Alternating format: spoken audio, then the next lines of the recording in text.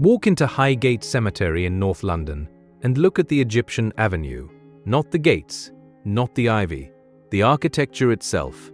Massive lotus column doorways, precision-cut limestone, subterranean corridors descending into the hillside at exact angles, a scale and engineering complexity that, according to official history, was built in 1839 by a mid-tier Victorian construction company as a place to bury the dead.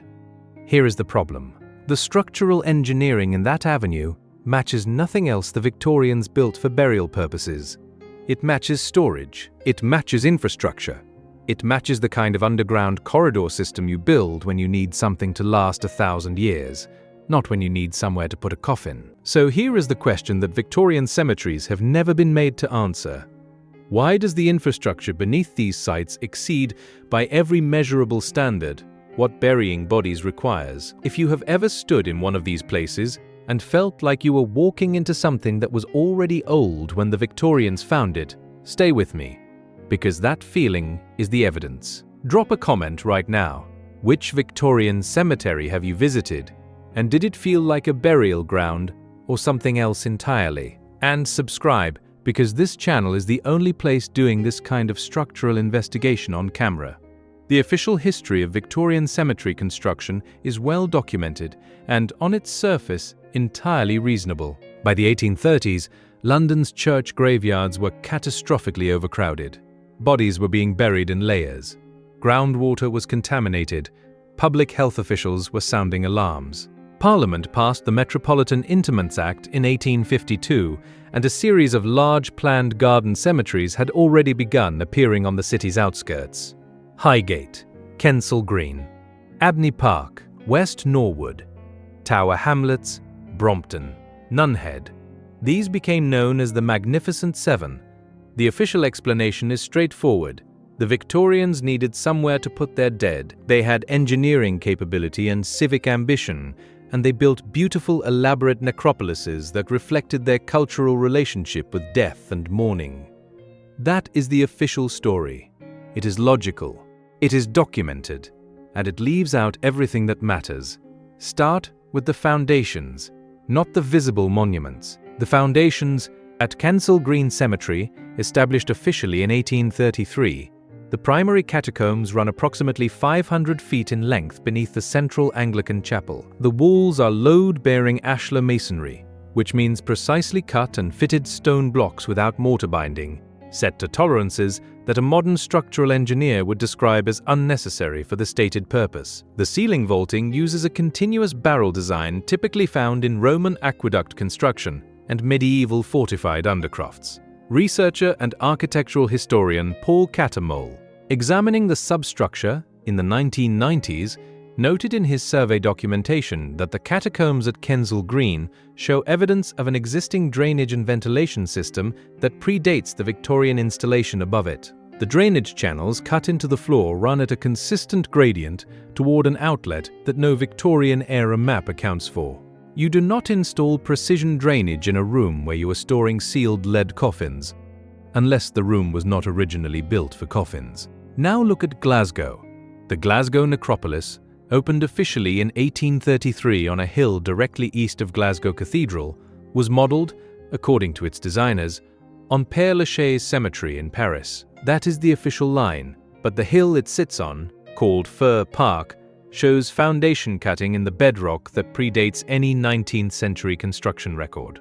Local historian and geologist Dr. John Geyer documented this in a 2006 regional survey. The bedrock on the western slope of the Necropolis Hill contains channel cuts and leveled platforms that show tool mark striations inconsistent with Victorian iron tools. The cuts are older, significantly older. The Glasgow Necropolis was not built on an empty hill. It was built on something that was already there. And here is the pattern beginning to form. Highgate in London, Kensal Green in London, Glasgow Necropolis in Scotland. 3 separate sites, 3 separate construction records, 3 separate sets of anomalies in the substructure, all pointing in the same direction. This is no longer coincidence. This is a distribution. The framework that accounts for this distribution has a name: and mainstream historians refuse to engage with it seriously, which is itself a data point.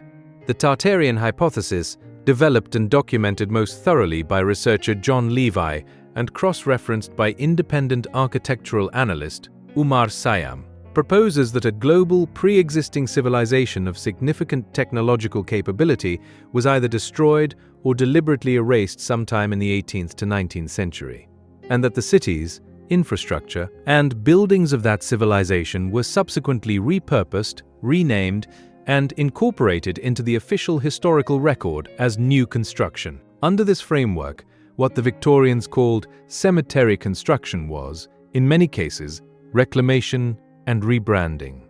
They did not build the foundations, they found them. They did not design the subterranean corridors, they inherited them, and they built their monuments on top. The only framework that accounts for all three of these anomalies across three cities, without contradiction, is this. Now go deeper into what these structures were actually designed to do. The ventilation systems are the key piece that mainstream historians cannot explain away and have largely stopped trying to explain. At Brompton Cemetery in West London, the Catacombs system, accessible through the central octagonal colonnades, contains a passive ventilation network that moves air through the underground chambers using differential pressure principles. This is not Victorian innovation.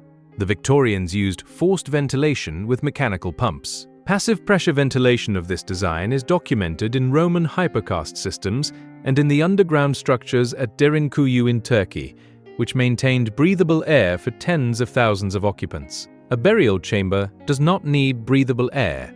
A habitation or working space does. The ventilation at Brompton was designed for occupants, not for coffins. Here is the question I want you to sit with. If these spaces were designed for living use, not burial use, what were they used for in the civilization that built them? Drop your answer below. The documented anomalies extend to the above-ground structures as well, and this is where the evidence becomes hardest to dismiss. The monumental architecture of these cemeteries, the chapels, the colonnades, uses a stylistic vocabulary that Victorian architects of the 1830s and 1840s explicitly stated they were copying from ancient sources: Egyptian revival, classical revival, Gothic revival, revival. They were reviving something. The standard academic explanation is that Victorian architects were romantics who admired antiquity and borrowed its forms for aesthetic purposes. That explanation requires us to believe that builders with no engineering tradition in these forms nonetheless executed them to a structural precision that exceeds their other documented work. Compare the masonry tolerances at Highgate's Egyptian Avenue to the masonry at St. Pancras Station, built by the same general industrial workforce in the same decade. St. Pancras is functional Victorian brick construction, competent, industrial, serviceable. Highgate's Egyptian Avenue is something else. The joints are tighter. The stone selection is more deliberate. The load distribution is more sophisticated. The same workforce does not produce both of those results in the same decade, unless one of those structures came with an existing template that the workers were matching, not inventing. Here is the impossibility moment.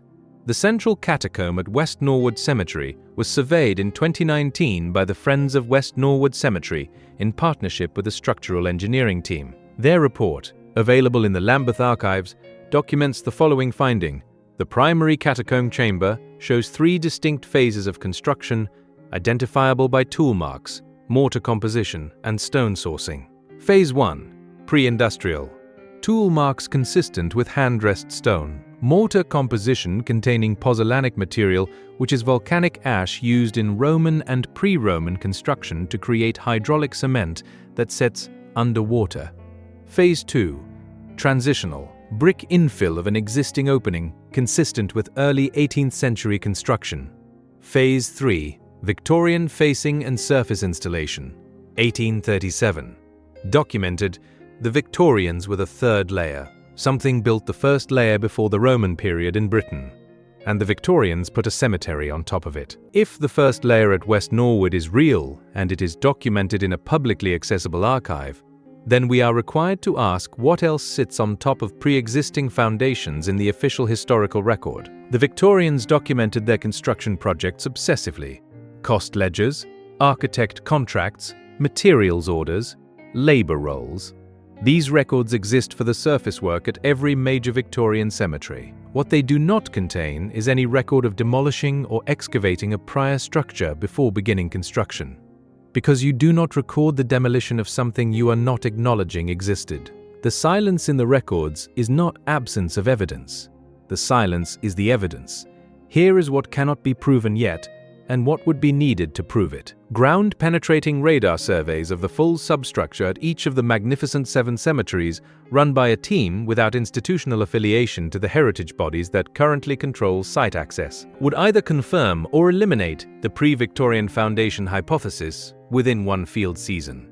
That survey has not been done. The bodies buried in the Victorian era make excavation politically and legally complex. And that complexity, whether deliberately constructed or incidentally convenient, means the question remains open. The absence of the survey is not proof of a cover-up, but it is proof that we do not yet know what is under there. And anyone who tells you we do is telling you something they cannot actually confirm. Walk back to the Egyptian Avenue at Highgate now. Look at the lotus columns.